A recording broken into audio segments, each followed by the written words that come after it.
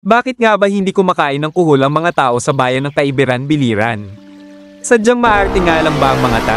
Bakit sa ibang probinsya ng Pilipinas ay kinakain ito? Ang kuhol ay isa sa mga tinag-uri-ang peste sa palayan. Apektado nito ang mga magsasakae sa Kaibiran, Biliran. Nag-iingat lang siguro ang mga tao sa Kaibiran kaya ayaw kumain ng kuhol. Dahil na rin sa medisina o pesticide na ikanikalat sa mga palayan. Sabi nga nila ito daw ay nakakagaling sa may sakit na cancer. Totoo nga ba? Na mainam daw pangontra sa pagkalat ng cancer. Mga kalakbay, kung makikita nyo, ito yung kuhol.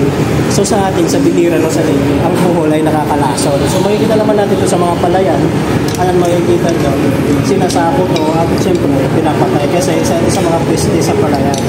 Pero dito sa Manila, lalo dito sa Caparal, na mga ganitong restaurant, ito is parang pinaka-special nila. Kung makikita nyo, may nakalagay dito. Gatang kuhol. So, ang kuhol naman dito ay malalaki. Ito makikita nyo, ito mga kalakbayan. So, ngayon kukuha tayo. So, titikman natin dito kung ano talaga ang lasa nito. Since medyo sa atin ng mga probinsyano, napaka-risky kumain ng ganito. So, ayan, tara, try natin. Pero ang ginagamit dito, hindi tinidura. Hindi rin ito binabasa. Ginagamitan na ito ng toothpick. So, ito, tara. Okay na.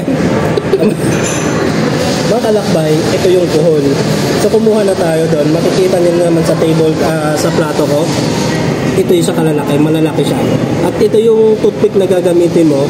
Ipapasok mo doon sa loob. Kukunin mo siya ng dahan-dahan hanggang palabas. Ayan kalakbay.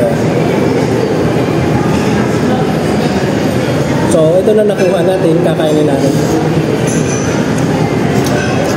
Malinamnam siya, kalakbay naman na miss ng konti kasi niluto siya sa gata. Napaka-safe kainin ng ganito. Sa totoo lang sa mga probinsyano sa Leyte, sa atin, sa Biliran, napakahirap kainin ng mga ganito kasi napaka-risky siya. Ika nga, nakakalasong. Kasi itong peste sa palayan, naalala ko, kapag ito ay season na ng kuhol sa probinsya, halos buong palay nito, hanggang sa palayan nito ay nandun to. Kaya ang ginagawa ng mga tao doon, kinukuha to, sinasako. Pero dito sa mga ganitong restaurant, kinakain lang to. Pero hindi ko alam kung saan galing. Pero safe naman. Okay naman siya. Ngayon, magdadalawa tayo, pangalawa to. Ayan yan ang laman ng kuhol.